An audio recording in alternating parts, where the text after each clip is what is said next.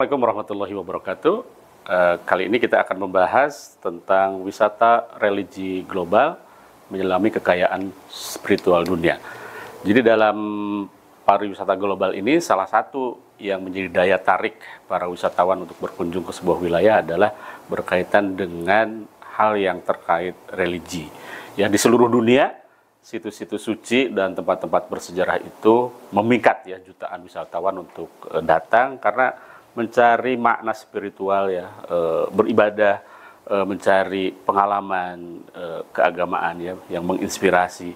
Dan oleh karena itu wisata religi ini tidak hanya berkesempatan ya bagi umat beragama untuk tadi beribadah, tetapi juga menggabungkan dengan kekayaan budaya, sejarah yang ada di wilayah tersebut. Dan tentu saja dengan datang langsung ke situs-situs religi, mempelajari ritual tradisi yang unik di sana, mengeksplorasi dampak pariwisatanya menjadi sesuatu yang sangat penting ya bagi kita sebagai mahasiswa di pariwisata. Nah, dalam kesempatan ini saya ingin sampaikan ya contoh destinasi religi yang sangat terkenal. Yang pertama tentu saja adalah Mekah dan Madinah ya. Ini adalah destinasi religi yang sangat punya daya tarik yang kuat ya bagi wisatawan muslim. Karena apa? Karena di kota inilah, di kota Mekah, berlangsung ibadah haji yang tidak bisa dilakukan kecuali di wilayah Mekah. Juga selain haji, di Mekah juga dilaksanakan ibadah yang disebut umroh. Dan tentu saja para wisatawan, para yang mau datang gitu ya, untuk beribadah, tidak hanya untuk beribadah, tentu saja mereka juga harus atau disediakan ya tempat untuk menginap, kemudian membeli oleh-oleh, kemudian city tour di sekitar wilayah Mekah seperti itu.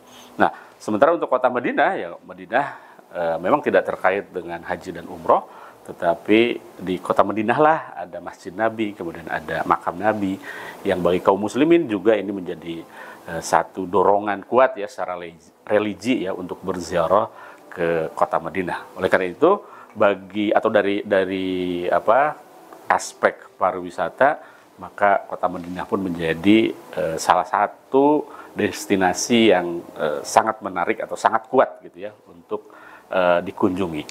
Nah, kita akan melihat ya betapa besarnya potensi daya tarik religi ini. Misalnya untuk ibadah haji, misalnya di Indonesia saja pada tahun 2023 diperkirakan mendapatkan kuota haji 221.000 orang. Gitu ya. Pakistan 179.000 orang, ya. India lebih dari 175.000 orang, Bangladesh lebih dari 127.000 orang, dan berbagai negara muslim yang lainnya yang kemudian menurut data dari Otoritas Umum Statistik Saudi Arabia gitu ya, jumlah peziarah ibadah haji itu mencapai sekitar 1,8 juta ya di tahun 2023. Itu tentu saja masih lebih rendah ya dibanding tahun-tahun sebelumnya sebelum pandemi. Misalnya pada tahun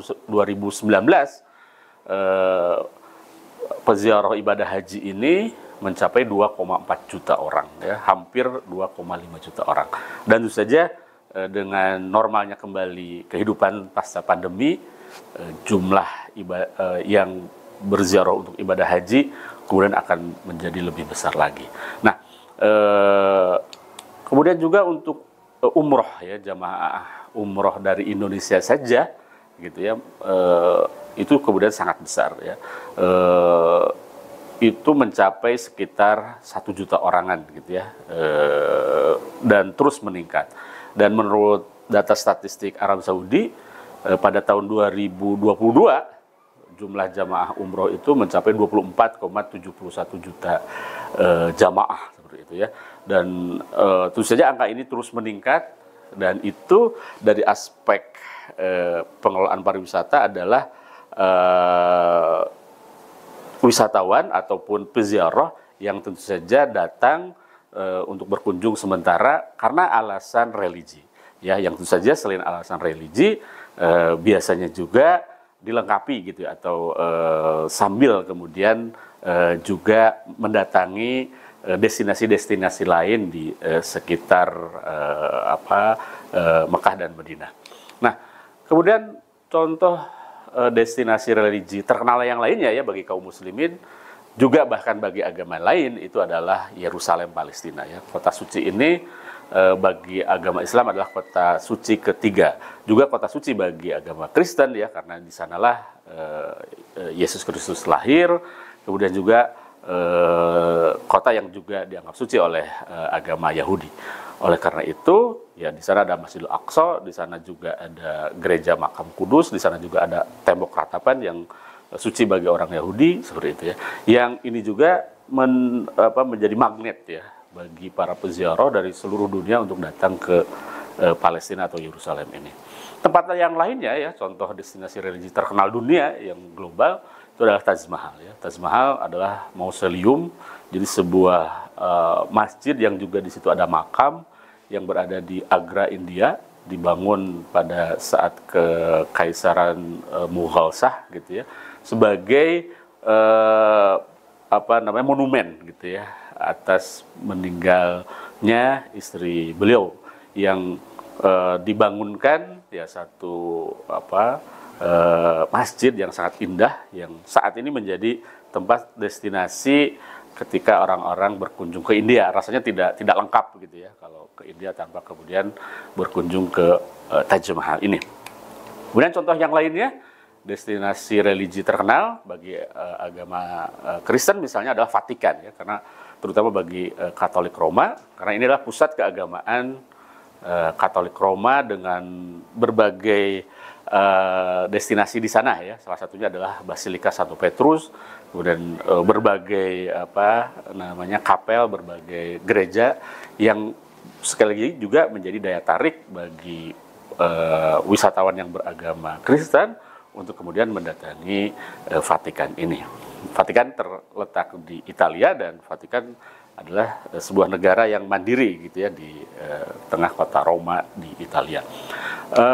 Kemudian destinasi yang lainnya adalah Varanasi ya di India. Ini adalah destinasi yang merupakan kota yang dianggap suci oleh para wisatawan yang beragama Hindu ya. Di sana atau kota itu terletak di tepi Sungai Gangga, yang menurut tentu saja kepercayaan agama Hindu, mandi di sungai itu menjadi sesuatu ritual yang sangat penting.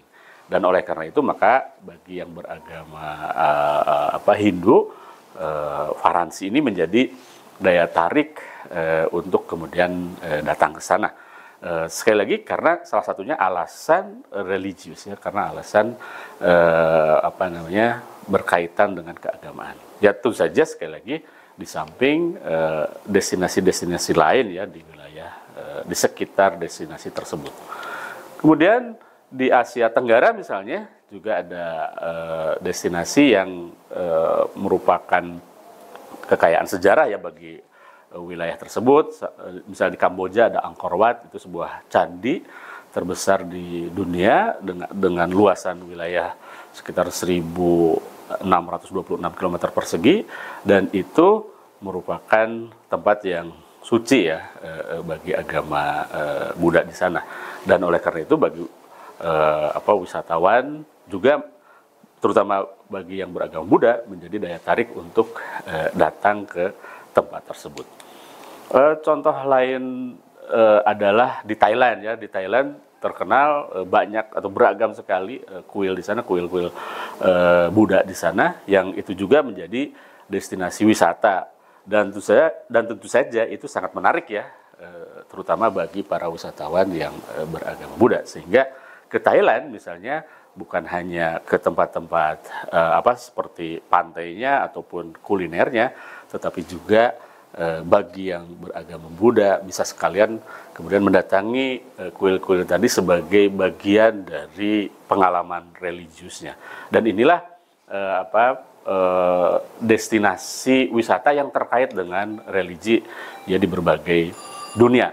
Dan tentu saja ini sangat penting ya, situs-situs religi ini sangat penting karena dia simbol dari spiritual keagamaan, juga warisan budaya, juga berkaitan perayaan ritual budaya di sana. Oleh karena itu tempat-tempat tersebut juga bisa menjadi pemberdayaan ekonomi dan identitas ya bagi keberlanjutan budaya di sana. Karena tentu saja bukan hanya destinasi di mana tempat orang beribadah saja, tetapi tadi ya berbagai hal yang terkait dengan kelengkapan ya, kuliner, berkaitan penginapan, berkaitan aksesibilitas dan sebagainya yang terkait dengan tempat-tempat tersebut ya. Situs religi ini ya selain juga tempat-tempat upacara ibadah, jadi juga adalah tempat bagi prosesi keagamaan. Juga biasanya ada festival perayaan gitu ya. Jadi ziarah perjalanan spiritual yang itu sekali lagi menjadi daya tarik bagi para wisatawan untuk datang ya. Dampak wisata religi amat banyak ya, terutama bagi ekonomi lokal, bagi negara yang memiliki tempat tersebut. Ini mendorong pergerakan ekonomi, karena sekali lagi orang datang tidak hanya berziarah, tidak hanya beribadah, tetapi juga pasti makan, pasti minum, pasti menginap, kemudian perjalanan dan sebagainya. Itu mendorong ekonomi lokal. Juga peningkatan kesadaran budaya dan pendidikan gitu ya. Juga kontribusi terhadap keberlanjutan lingkungan gitu ya. Dan tantangannya tentu saja tekanan ya bagi lingkungan, atau juga kadang over tourism, artinya terlalu banyak di satu wilayah yang melebihi kapasitinya, dan ini yang harus diantisipasi ya, karena tentu saja ketika di luar atau melebihi kapasitasnya akan menjadikan tekanan lingkungan yang bisa merusak ya lingkungan itu sendiri.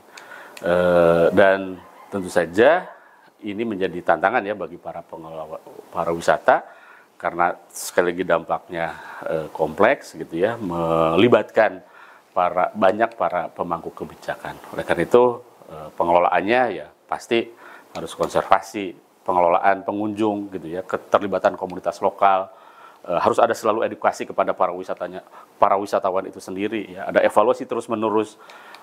Kalau Anda misalnya mengelola sebuah tour and travel yang berkaitan dengan perjalanan wisata, maka dipastikan ya para pesertanya, para wisatawan yang ikutnya mendapatkan penjelasan detail ya tentang tempatnya, juga tentang bagaimana menjaga tempat itu, apalagi ke tempat-tempat religi yang pasti memiliki kekhasan ya, yang itu harus diperhatikan oleh semua pihak.